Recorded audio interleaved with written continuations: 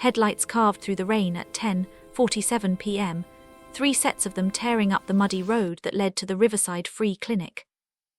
Olivia Grant, still in blood-stained scrubs with her auburn hair falling loose from its ponytail, was about to lock the clinic door for the night when the black Escalades rolled to a stop in the gravel lot. Her breath caught. Her hand instinctively moved toward the scalpel still sitting on the counter from her last patient. Nobody came out here this late. Not unless they were debt collectors, or worse, people from Harmon Pharmaceuticals. 18 months ago, her sister Elena had died from organ failure. The official report said natural causes, but Olivia had seen the medical records, the falsified trial data, the experimental drugs that were never approved. Elena had been one of 12 volunteers who never made it home. Harmon wanted the evidence buried, literally. The pharmaceutical company had been buying up land parcels around the clinic for months, circling closer. And 3 days ago, Olivia received the final notice: vacate in 72 hours or face seizure. Olivia had gotten used to fear. She wore it like a second skin now, carried it through every shift, every sleepless night with her nephew Jamie crying for his mother. But tonight felt different. A car door opened. A tall man in an expensive black suit stepped out into the rain, not one of the usual corporate lawyers. This man carried the kind of presence that made dangerous men step aside. Even through the rain-streaked window, Olivia could see the exhaustion etched into his face. Dark hair slicked back, eyes that looked black in the dim light, sharp and burning like coals, blood on his knuckles. Fresh. And that face, the face of someone who'd stopped pretending to be civilized a long time ago.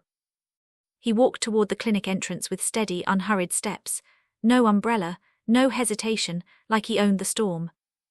The door opened. Water dripped from his shoulders onto her floor. "Are you Olivia Grant?" His voice was quiet, controlled, the kind of quiet that came right before violence. Olivia's fingers closed around the scalpel. She raised it to chest height, blade pointed at the stranger. "Clinic's closed. This is private property." He didn't flinch, didn't even glance at the blade. "That's a number 11 scalpel. Surgical precision, not defense. Your grip's wrong for a fight." Olivia's face went hot, but she didn't lower it. "I'm not here to hurt you." He stopped just inside the doorway, rain pooling at his expensive shoes, and Olivia saw something flicker in those dark eyes that made her hesitate. Desperation. Real desperation, unhidden. "I'm here to make you an offer." Past 11 at night, 3 black vehicles, a man in a blood-stained suit with eyes like a funeral pyre. Olivia tightened her grip on the scalpel handle. "What kind of offer?" "Marry me," his voice didn't waver, "before sunrise." Olivia blinked, stared at him, then let out a short, bitter laugh. "What did you just say?" "I need a wife. I have 7 hours and 53 minutes left." He reached into his jacket, slowly, deliberately, and pulled out a folded document, held it up so she could see the legal seal. "The Delgado Family Council convenes at dawn. If I'm not married by then, my cousin Vincent takes control of everything my mother built." "And what does that have to do with me?" "Vincent owns your debt." The scalpel nearly slipped from Olivia's fingers. "He bought your loan from First National 3 weeks ago, paid off the bank, took the contract himself." The man's eyes never left hers. "He's also the one who told Harmon Pharmaceuticals exactly where to dig for evidence." Olivia's world tilted. "You," her voice cracked, "you know about the trials." "I know everything." He took one careful step forward. "I know about the 12 patients, the falsified safety data, the drug that was supposed to cure and ended up killing. I know your sister was patient number 7. I know Harmon wants this land because the real medical records are buried in the woods behind your property, and I know Vincent gave them permission to do whatever it takes to get you out." The room went silent, except for the rain hammering against the roof. "Why?" The word came out barely a whisper. "Why would he do that to me? We've never even met." "Because you wouldn't sell when they asked nicely. Because you kept pushing for a real investigation into your sister's death. Because you're in his way." Something raw flickered across the man's face. "And because destroying you destroys any chance you might have had to expose him." Olivia's pulse roared in her ears. "Who are you?" "Martinez Delgado, Vincent's cousin, and the only person standing between him and complete control of organized crime in 3 states. The scalpel trembled in her hand. So I marry you and what? My problems magically disappear. Your debt gets erased, the pharmaceutical company backs off, Vincent's leverage over you evaporates. Martinez's jaw tightened. In exchange, I maintain control of my family's operations. I stop Vincent from starting a territorial war that will kill hundreds of people, and I keep my mother's legacy from being destroyed by the man who had her killed. That's it, Olivia's laugh was sharp, almost hysterical. I just sign my life away to a complete stranger and trust that a mafia boss will keep his word. No, Martinez said it quietly, carefully like he was defusing a bomb. You marry me, and then I move in here with you. Olivia froze. What? The council won't accept a paper marriage. They'll investigate, question, look for weakness. His hands, those blood-stained, lethal hands, flexed at his sides. So I don't give them anything to find. I live here, at your clinic. I work as your assistant. I sleep wherever you tell me to sleep. I step completely into your world, Olivia, and I don't leave until you decide I've earned the right to. The most feared mafia boss in 3 states just offered to scrub floors and empty bedpans. Olivia looked past him through the rain-streaked window to the framed photo of Elena behind the reception desk, her sister, smiling in her nursing scrubs, gone forever. The scalpel clattered onto the metal counter. Fine, Olivia said, her voice steady despite the tremor in her hands. But you start tonight. You sleep in the storage room. And if you lie to me even once, if you hurt a single person who walks through that door, I will personally make sure Vincent is the least of your problems. Martinez's mouth didn't quite smile, but something shifted in those dark eyes. Relief, genuine relief. I wouldn't expect anything less. And one more thing. Olivia stepped closer, meeting his gaze without flinching. You want to live in my world, then you save lives in my world. Every patient I treat you assist. Every wound I stitch you learn. Every person who comes here bleeding and broken you help me put them back together. You don't get to just exist here, Martinez. You have to become something different. For a long moment he just stared at her, then he extended his hand. Deals. Olivia looked at that hand, scarred knuckles, blood still dark under the nails, and took it. His grip was warm, steady, surprisingly gentle. We should go, Martinez said quietly. I have a lawyer waiting 3 miles from here. We can be married by midnight. Married by midnight, Olivia repeated, the words surreal on her tongue. And then what? Then you save me from my family, his eyes held hers, and I save you from mine. Outside the rain poured harder, lightning split the sky. And somewhere in that storm-torn darkness, both their worlds began to shatter and remake themselves into something neither of them could have imagined. The council meeting had been scheduled for 3 weeks. Martinez knew because Vincent had made sure everyone knew. His cousin wanted an audience for the humiliation. 27 days ago, Martinez's mother died in her sleep. Heart attack, the doctors said. Natural causes. But Martinez had seen the pillow on the floor beside her bed, had smelled the faint chemical residue on the silk, had watched Vincent give the eulogy with tears that never quite reached his eyes. The will was read 2 days later. His mother's final act of protection or punishment, Martinez still couldn't decide which. Marry within 30 days or lose everything to the next blood heir. Vincent. She'd known, somehow she'd known what Vincent was becoming, what he'd always been underneath the charm and the expensive suits and the careful political maneuvering within the family. A man who saw power as something to take, not earn, who saw people as obstacles or tools, nothing in between. Martinez had spent 28 days searching for a way out, called in favors, consulted lawyers, explored every legal loophole in his mother's ironclad document, but Maria Delgado had been thorough. The marriage had to be real, witnessed, legally binding. A judge, a license, a wife who could stand before the council and swear the union was legitimate. He'd considered arrangements, professional transactions. There were women in his world who would have signed the papers for the right price. But Vincent had people everywhere, informants who reported directly to him. Any obvious fraud would be challenged immediately. The council would investigate, and if they found evidence of deception, Vincent would have exactly what he needed to take control. So Martinez had done what he always did when conventional options failed. He dug deeper, found the connections no one else could see. Vincent had been busy these past few weeks, consolidating power, making moves, and one of those moves involved a small rural clinic and a nurse who wouldn't stop asking questions about her dead sister. The The pieces had fallen into place 6 hours ago. Vincent owned Olivia's debt.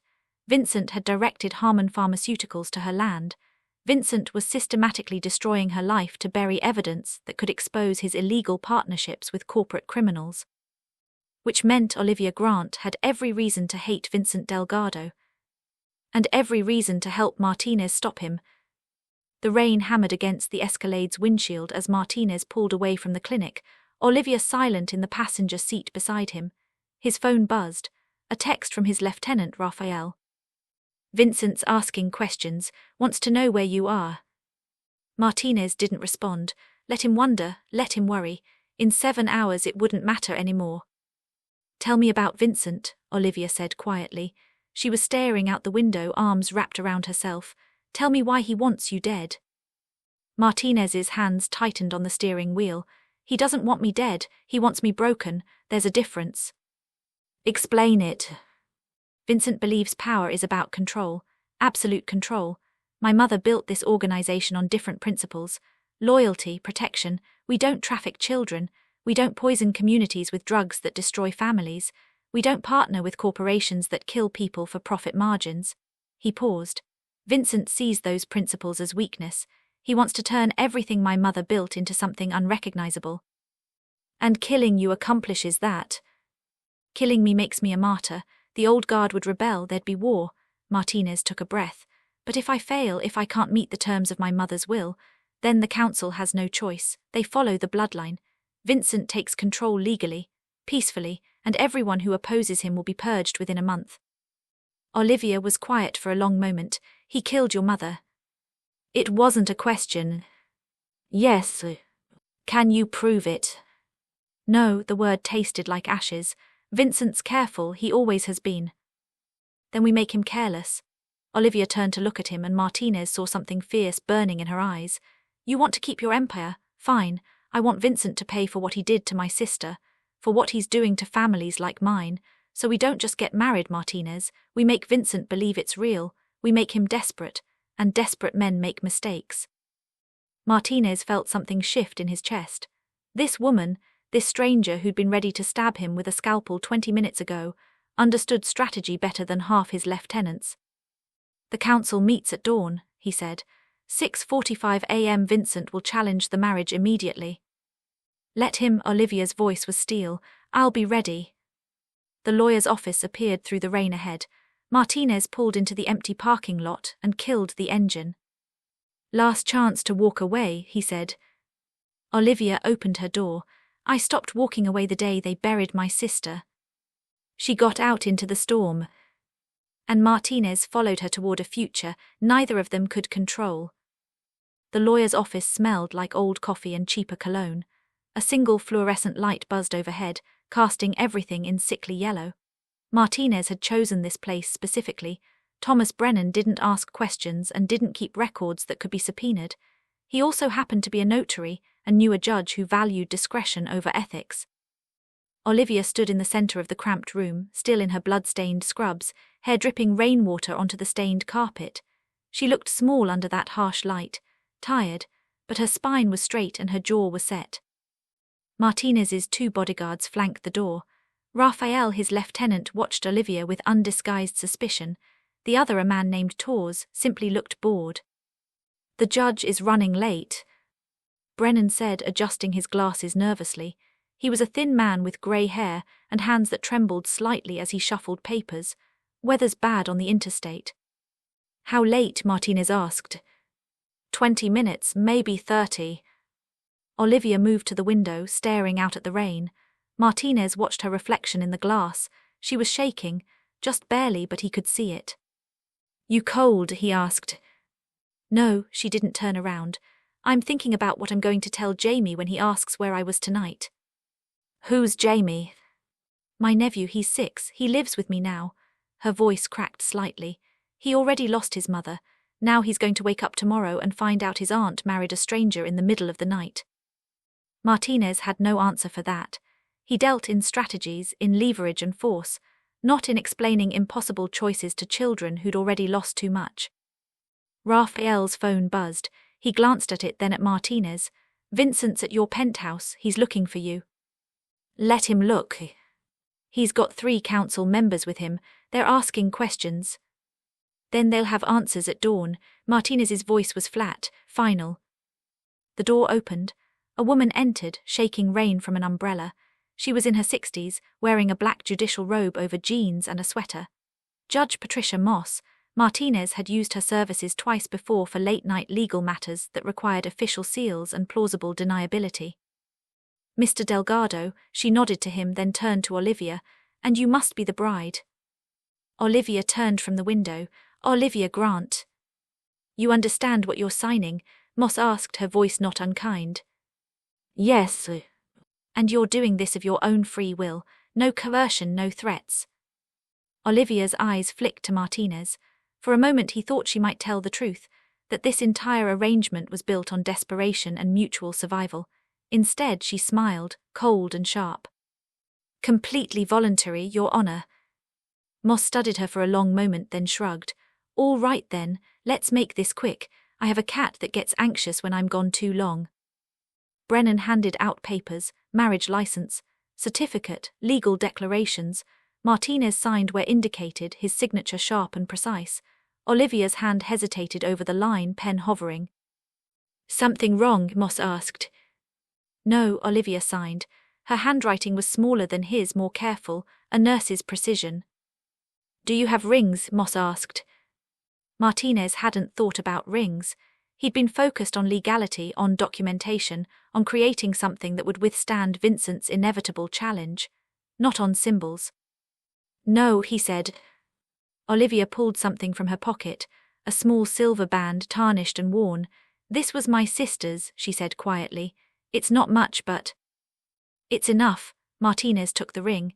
It was too small for his finger, delicate and fragile in his palm. He'd broken men's bones with these hands, ended lives, and now he was holding something precious and breakable that smelled faintly of lavender. Moss opened a small black book. We'll keep this simple. Mr. Delgado, do you take this woman as your lawfully wedded wife? I do. Ms. Grant, do you take this man as your lawfully wedded husband?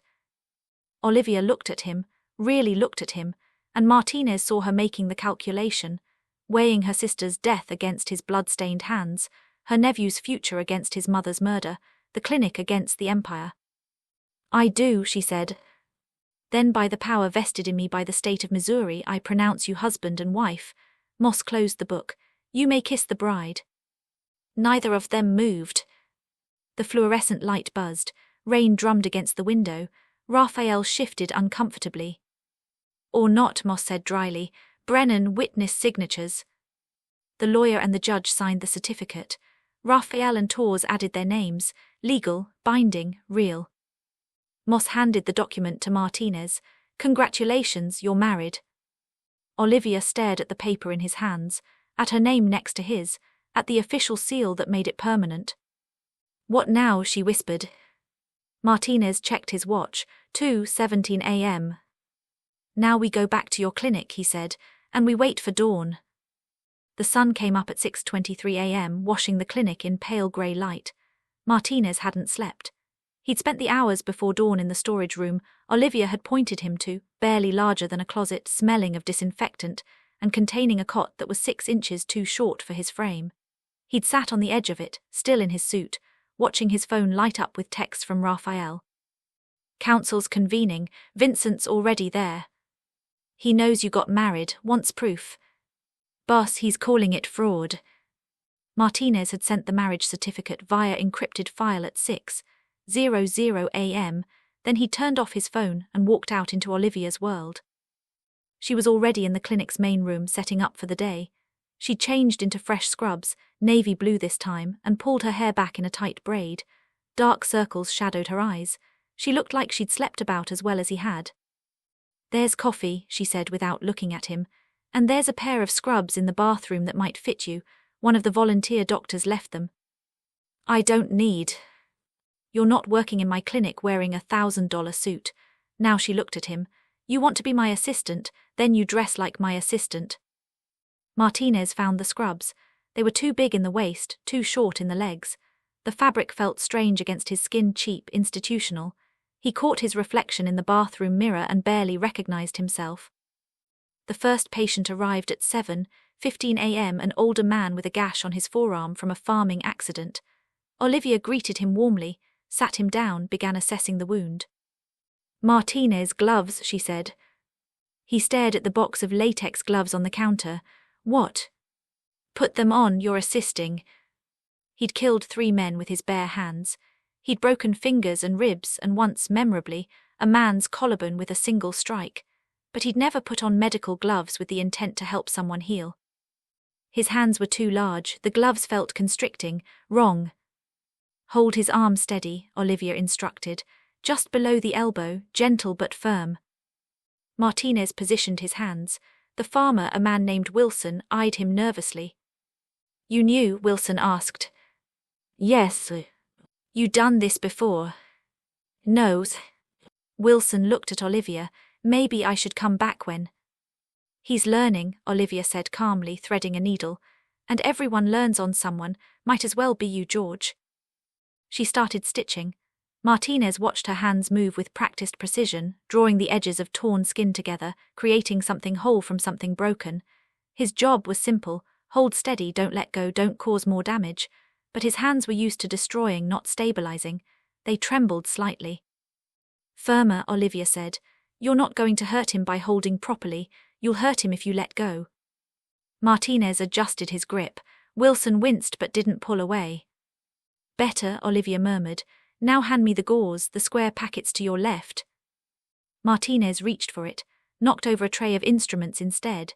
Metal clattered against the floor, scissors, forceps, a hemostat. The noise was sharp and violent in the quiet room. "Leave it," Olivia said. "We'll clean up after. George needs finishing first." She tied off the last stitch, bandaged the wound, gave Wilson instructions on keeping it clean when to come back. The farmer left, still eyeing Martinez suspiciously. The moment the door closed, Martinez knelt and started picking up the instruments. "I'm not built for this," he said. "No," Olivia knelt beside him, gathering scattered gauze pads. "You're built for violence, but that doesn't mean you can't learn something different." "I could have hurt him." "But you didn't," she looked at him. "You held steady when it mattered, that's what counts." Martinez's phone buzzed in the other room. Once, twice, 10 times in rapid succession. "You should check that," Olivia said. "No. It's the council, isn't it? They want you there." "I told them where I'd be." Martinez stood, dumping the instruments in the sterilization bin. "I'm here, this is where I stay." 3 more patients came through that morning. A child with an ear infection, a woman with early pregnancy complications who needed to be referred to the hospital, a teenager with a suspected broken finger from basketball. Martinez was terrible at all of it. He handed Olivia the wrong supplies, mixed up syringes and thermometers, nearly contaminated a sterile field by touching it with ungloved hands, but he stayed, he watched, he learned the names of things he'd never needed to know: antiseptic, sutures, blood pressure cuff, the difference between clean and sterile. At noon, Olivia made sandwiches. They ate in silence in the break room, a space barely large enough for 2 chairs and a mini fridge. "The council accepted the marriage," Martinez said finally. "Raphael sent confirmation." Olivia didn't look up from her sandwich. "And Vincent challenged it like we knew he would." Martinez set his food down, appetite gone. "He's demanding a formal investigation, wants to prove it's fraudulent." "Let him investigate." Olivia met his eyes. "He'll find you sleeping in a storage closet and scrubbing floors. He'll find me teaching you the difference between a scalpel and a retractor. What's fraudulent about that?" Martinez almost smiled. "Almost." "Nothing," he said. "Absolutely nothing." Outside, a car pulled up. Another patient. Olivia stood, brushed crumbs from her scrubs. "Come on," she said. "You're getting better at this." Martinez followed her back into the clinic, back into a world where his hands existed to heal instead of hurt, and wondered if his mother would have recognized him at all. 3 weeks into the arrangement, Martinez found Olivia sitting on the clinic's back steps at 2 a.m., staring at nothing. He'd been awake too. Sleep came harder in the storage room than it ever had in his penthouse. Maybe it was the cot. Maybe it was the silence. No city noise, no distant sirens, just crickets and wind through the trees. Or maybe it was the weight of living in a place where people came to be saved instead of destroyed. Can't sleep, he asked. Olivia didn't startle. She'd gotten used to him moving quietly through the clinic at odd hours. It's her birthday, Elena's. She would have been 31. Martinez sat down beside her, keeping distance between them. The night air was cool, carrying the scent of rain from earlier. Jamie asked me today if his mom was watching him from heaven, Olivia continued, her voice barely above a whisper. I didn't know what to tell him. I don't know if I believe in heaven. I don't know if I believe in anything anymore except that she's gone and I couldn't save her. You couldn't have known about the trials. But I should have. Olivia's hands clenched in her lap. She told me she was feeling strange, dizzy, nauseous. I told her it was probably stress, that she should rest. I'm a nurse, Martinez. I'm supposed to see these things. And I missed it because I was too busy, too tired too. Her voice broke. She died alone in a hospital room while I was working a double shift across town. Martinez understood guilt. He'd carried it for 15 years, ever since his mother had looked at him, really looked at him, after his first kill and seen what he'd become. The disappointment in her eyes had never fully faded, not even at the end. I was 17 when I killed my first man, he said. The words came out flat, factual. Vincent set it up, told me it was a test that the family needed to know I could handle the work. The man was a rival dealer, someone who'd crossed into our territory. Vincent handed me a gun and told me to prove myself. Olivia turned to look at him. In the darkness, her eyes were shadows. I did it in an alley behind a restaurant. 3 shots, clean, professional. Martinez stared at his hands. I went home and vomited for an hour. My mother found me. She held me while I cried and told her I couldn't do it again. She said I wouldn't have to, that she'd find another path for me. But you did do it again. 37 times. The number sat like a stone in his chest. I stopped counting after that, told myself it didn't matter, that these were bad people, that someone had to do it. But the truth is I just stopped feeling it, stopped letting myself feel anything. Until now. Martinez nodded slowly. Until now. Until I held George Wilson's arm steady while you stitched him. Until I watched a 6-year-old girl stop crying because I made her laugh with a stupid joke. Until I realized my hands could do something other than destroy. Olivia was quiet for a long moment. Then she said, Elena used to tell me I needed to let people help me, that I couldn't carry everything alone. I told her I was fine, that I didn't need anyone.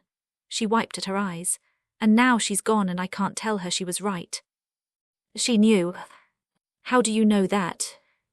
Because she raised Jamie with you, because she trusted you with her son, because she saw who you really were even when you couldn't see it yourself. Martinez shifted slightly. My mother did the same thing, left me that impossible will, forced me into this situation. I thought it was punishment. Now I think maybe she was trying to save me. From Vincent. From myself. A dog barked in the distance. The wind picked up, rustling through the trees behind the clinic.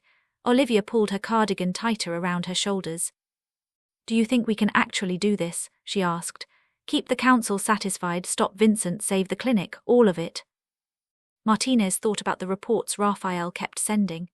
Vincent consolidating power, making alliances, preparing for something bigger. And he thought about the life he'd built here in 3 weeks. The patients who no longer looked at him with fear, the rhythm of days measured in bandages and blood pressure readings instead of territory and violence. I don't know, he said honestly, but I know I'm not going back to who I was. Olivia looked at him, really looked at him. Then she reached over and took his hand. Her fingers were small and warm against his scarred knuckles. Me neither, she said. They sat like that until dawn began to grey the eastern sky. 2 people carrying impossible weight, learning that maybe, just maybe, they didn't have to carry it alone. The council meeting happened on a Thursday, exactly 1 month after Martinez's mother died. Vincent had insisted on neutral ground, a private room in a restaurant downtown that the family had owned for 3 generations. Martinez received the summons at noon. He was expected at 8 p.m. and he was required to bring his wife. Olivia was stitching up a construction worker's lacerated hand when Raphael delivered the message. She didn't flinch, just finished the last suture before looking up. What should I wear to meet a Mafia council? She asked. Something that says you're not intimidated, Martinez replied, even if you are. I'm terrified, she stripped off her gloves, but I'll go anyway. They arrived at 7:55 p.m. The restaurant was closed to the public, security stationed at every entrance. Raphael and Tors flanked them as they walked through the empty dining room toward a back hallway. Olivia wore a simple black dress and her sister's silver necklace. Her hands were steady, but Martinez could feel the tension radiating off her. "Remember," he said quietly, "they can't touch you without my permission, and I won't give it. Even if they vote against you. Especially then." The private room held a long mahogany table. 7 men and 2 women sat around it, the council members who controlled the family's operations across 3 states. At the head of the table sat Vincent, dressed in an immaculate grey suit, his smile sharp as a blade. "Brother," Vincent said, though they weren't brothers, cousins only, and the blushing bride, how domestic. Martinez pulled out a chair for Olivia. She sat with her spine straight, chin up, meeting the stares of 9 of the most dangerous people in the region without blinking. Vincent stood, addressing the council. "We're here because my cousin has presented a marriage certificate as proof of compliance with our late aunt's will. I'm here to demonstrate that this marriage is a fraud designed to circumvent Maria Delgado's clear intentions." "That's a serious accusation," said Helena Cruz, the eldest council member. "What evidence do you have?" "They met the night before the deadline," Vincent said smoothly. "No courtship, no history. A stranger walks into a rural clinic and proposes marriage to a woman drowning in debt. What would you call that if not a transaction?" "I'd call it an opportunity," Olivia said. Every eye turned to her. Vincent's smile widened. "The bride speaks.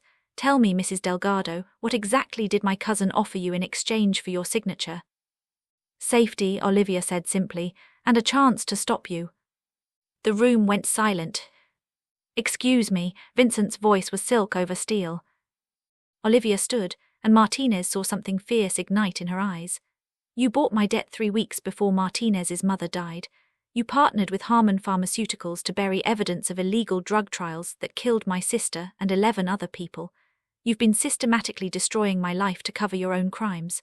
So yes, when Martinez offered me a way to fight back, I took it." "Those are wild accusations." "I have documentation." Olivia pulled a folder from her bag and slid it across the table to Helena. "Financial records showing your shell company's purchase of my loan, email correspondence between your associate and Harmon executives, medical records from the illegal trials, and a witness statement from a Harmon employee willing to testify that you ordered them to handle the grant situation." Vincent's composure cracked, just slightly, just enough. Helena opened the folder, scanning the documents. Her expression darkened. She passed papers to the council member beside her. "Where did you get this?" Vincent demanded. "I'm a nurse," Olivia said calmly. "I know how to research medical records, and Martinez knows how to find financial trails. Turns out we make a good team." Martinez felt something warm unfold in his chest. Pride. She'd done this herself, spent the past 3 weeks quietly building a case while learning to trust him with Jamie, with her clinic, with pieces of her broken heart. Helena looked at Vincent. "These documents suggest serious liability for the family, partnerships with corporations engaged in criminal negligence, exposure to federal investigation." "She's lying," Vincent said. "She's desperate and she's lying to protect her meal ticket." "Am I lying about the fact that you killed Martinez's mother?" Olivia's voice cut through the room like a scalpel. "Because I have questions about the toxicology report too. Strange, don't you think, that a healthy woman dies of sudden heart failure, that no autopsy was performed, that the body was cremated within 48 hours? Vincent's face went white, then red. "You have no proof." "Not yet," Olivia agreed. "But I'm very good at finding things people want buried. It's what I do. I dig up evidence of crimes and I make sure someone pays for them.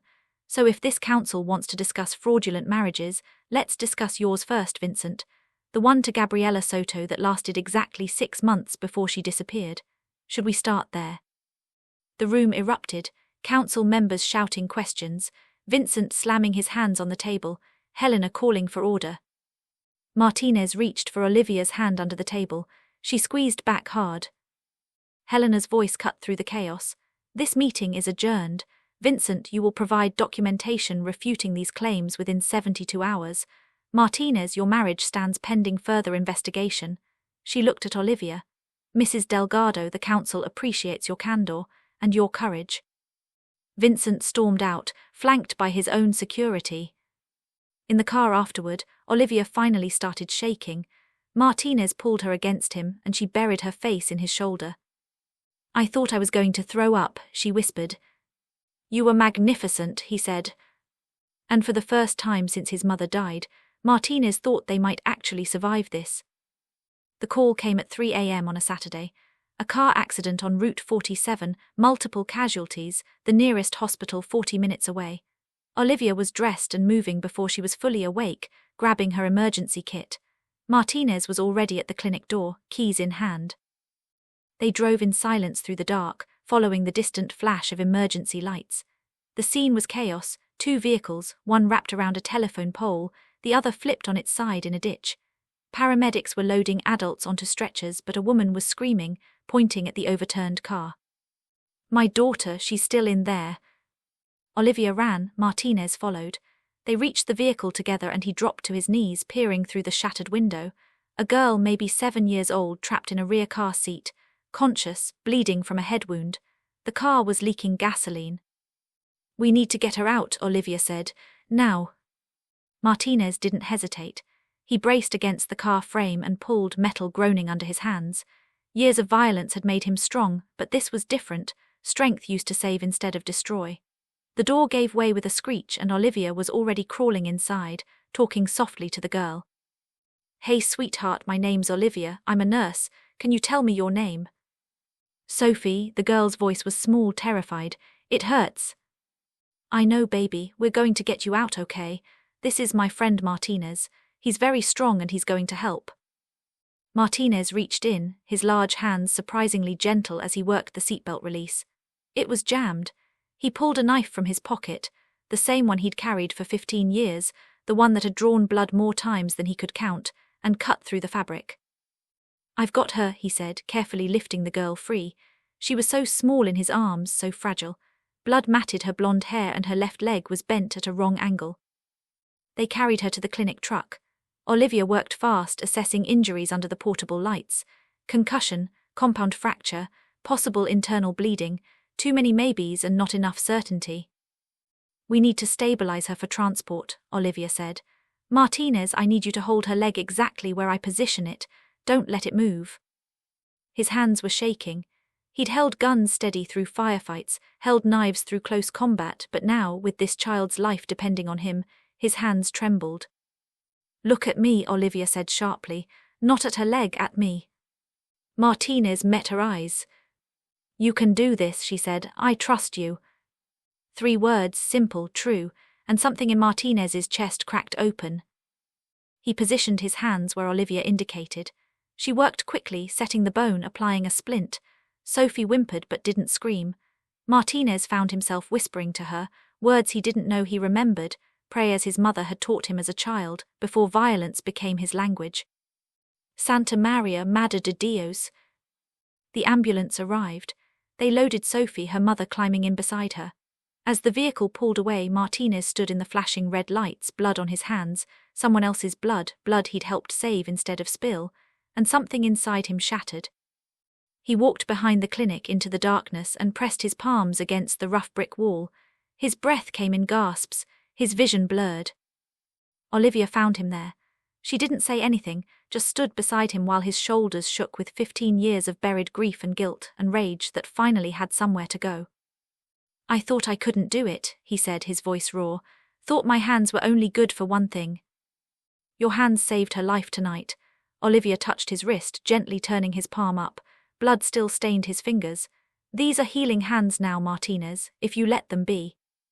He looked at her, really looked at her, this woman who'd taken a monster into her home and refused to let him stay one, who'd stood before a council of vipers and called them out, who'd taught him the difference between holding steady and holding on.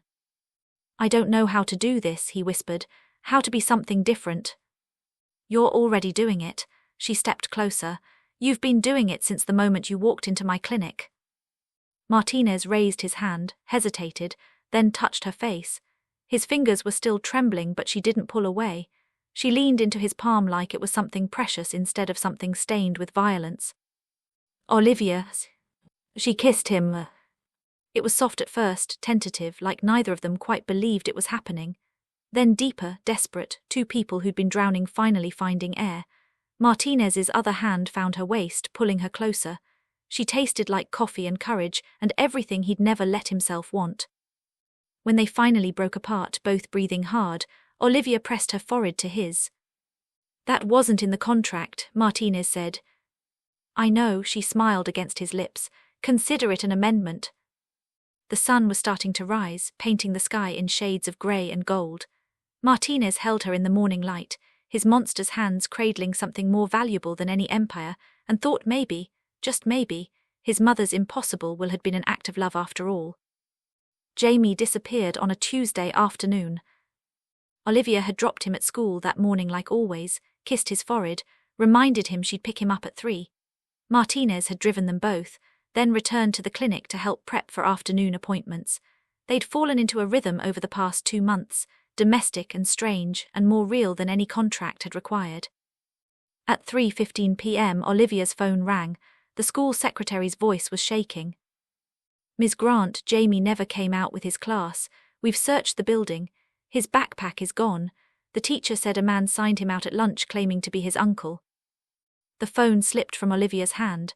Martinez caught it, listened to the secretary repeat the information, then very calmly ended the call.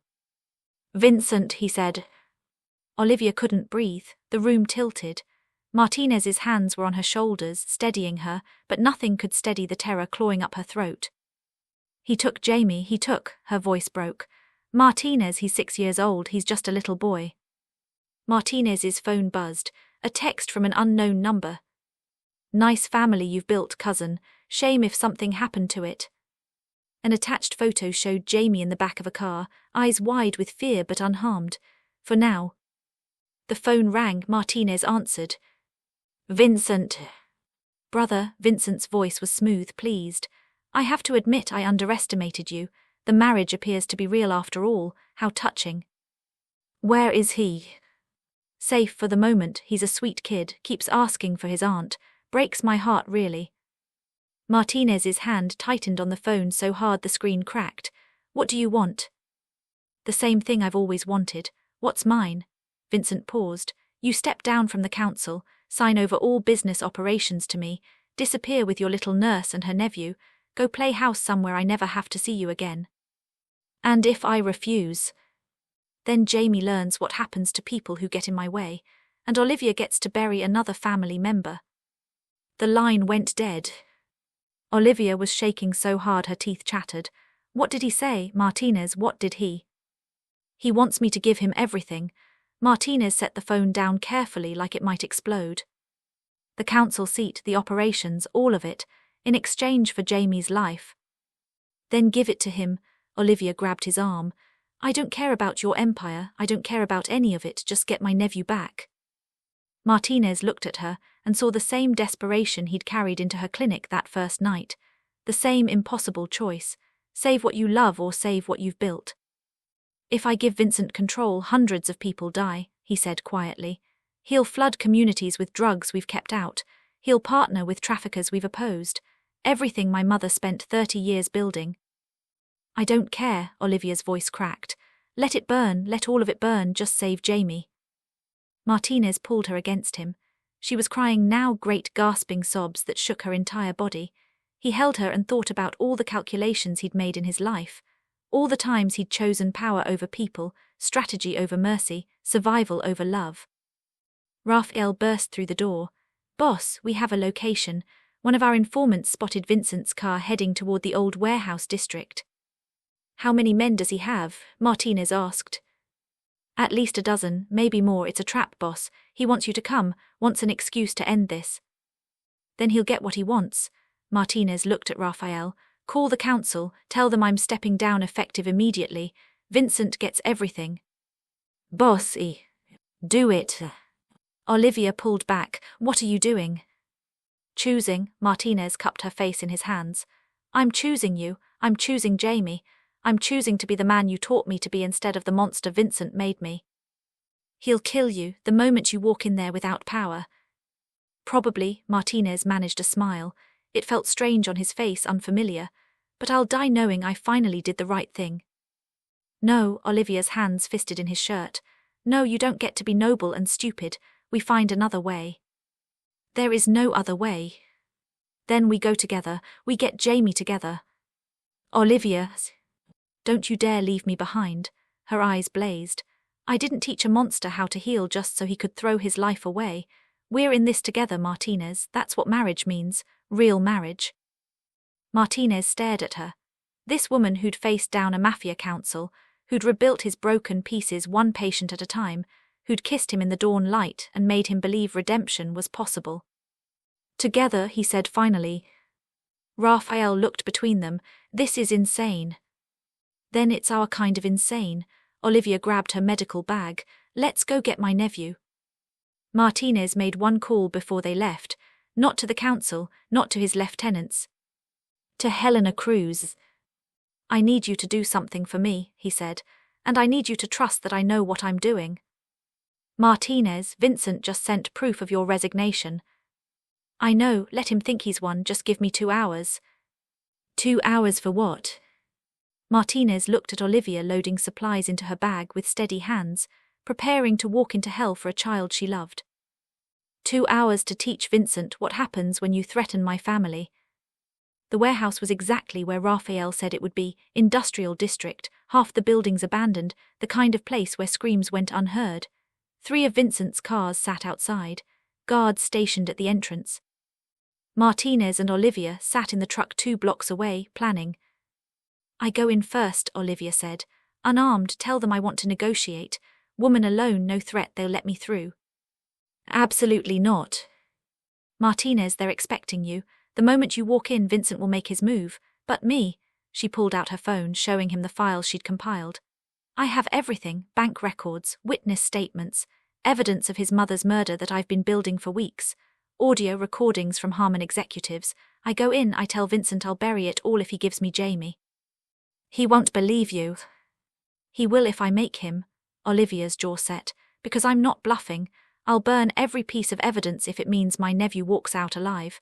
Vincent knows leverage when he sees it.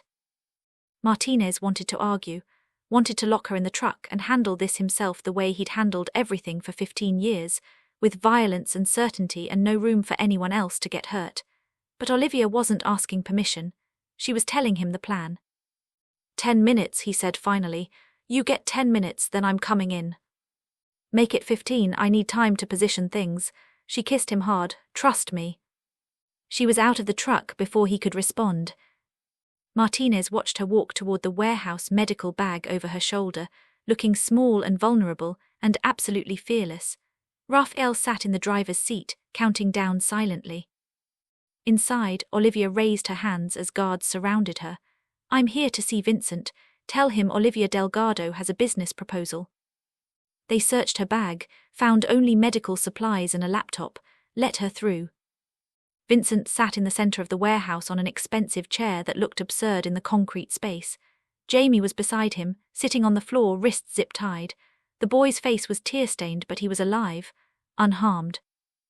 Aunt Liv, Jamie tried to stand. A guard pushed him back down. It's okay, baby, Olivia said, her voice steady despite the terror clawing her throat. I'm going to take you home. Vincent smiled. The devoted aunt, how touching. Where's your husband? Signing papers to give you everything you want. Olivia set her laptop on a crate, opened it. But I have something better than his empire. I have your freedom. She turned the screen toward him. Files, documents, audio recordings queued up. Evidence of your partnership with Harmon Pharmaceuticals. Proof you ordered the illegal drug trials. Witness testimony placing you at your aunt's home the night she died.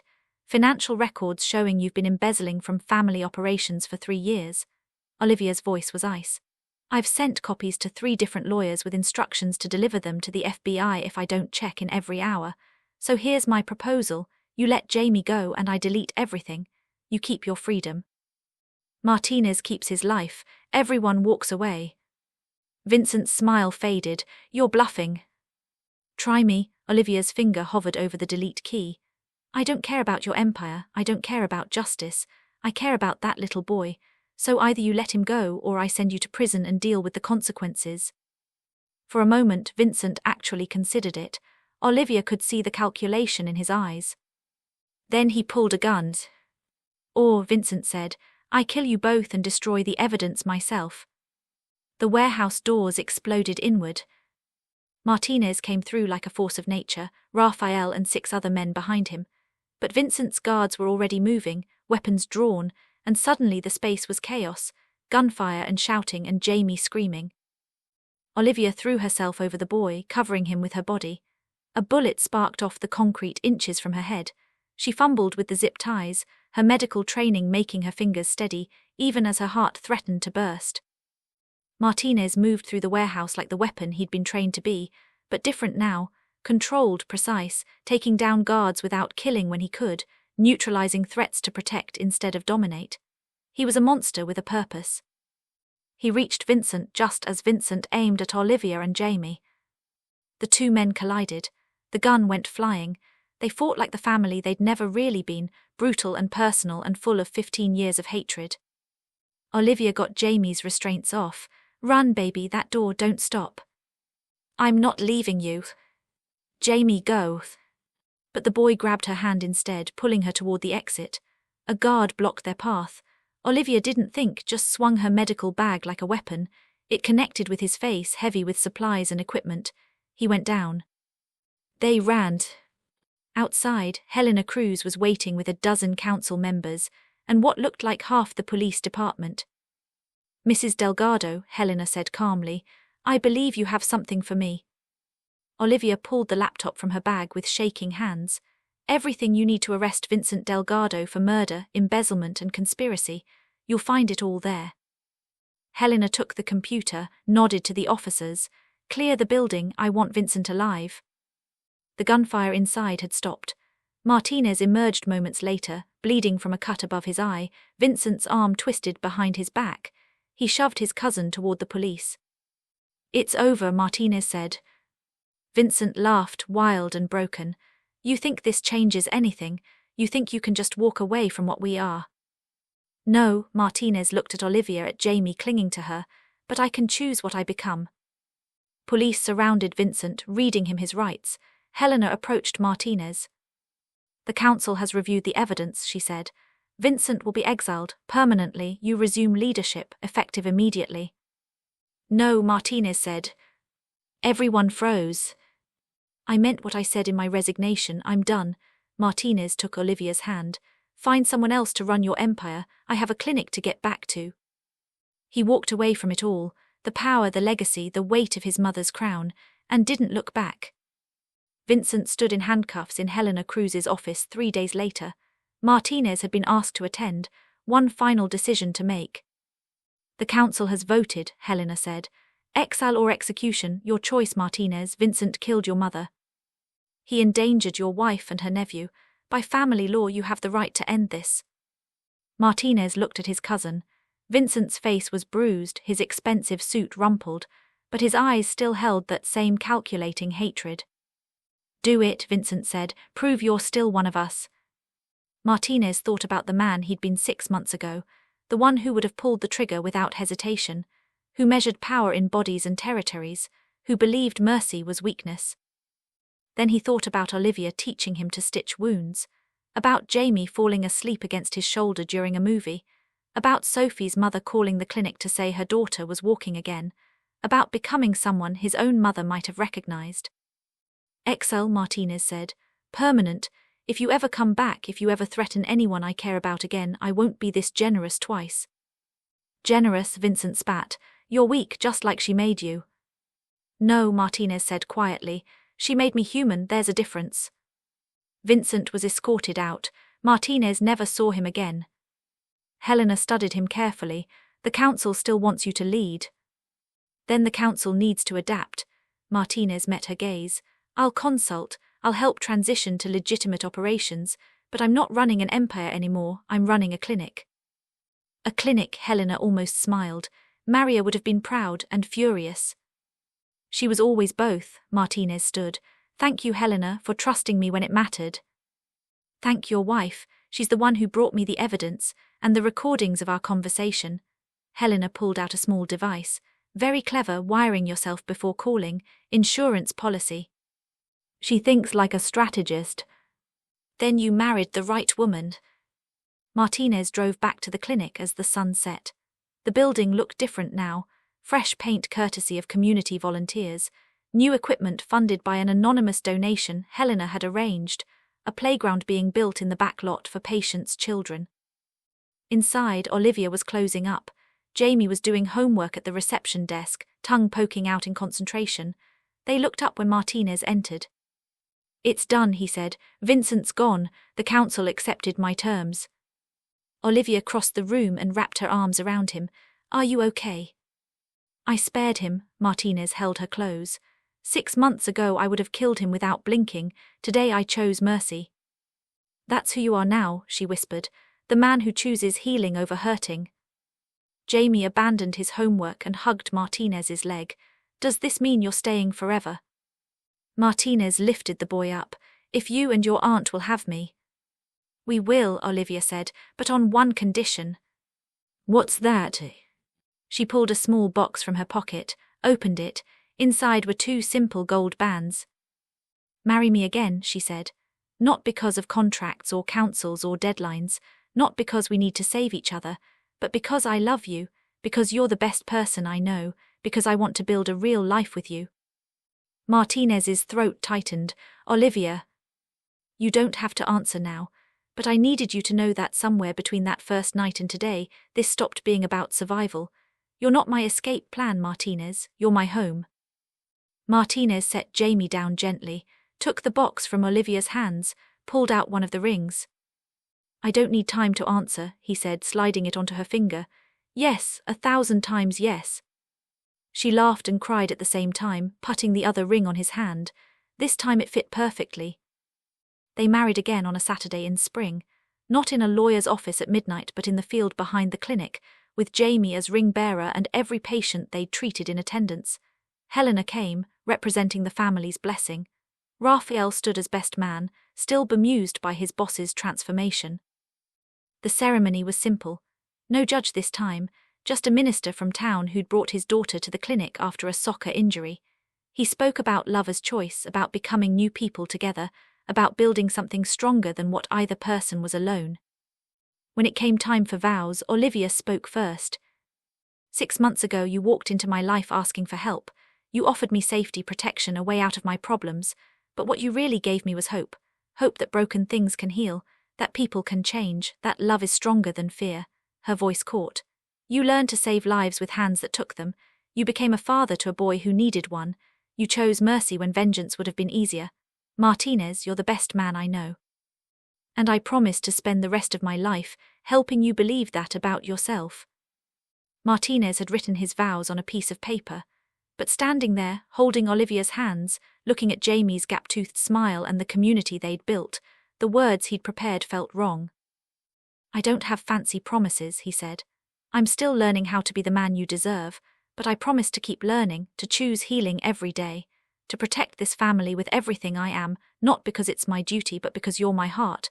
You taught me that monsters can become men if someone believes in them enough, so I promise to believe in you the way you believed in me, to build this life with you, to be worthy of your love."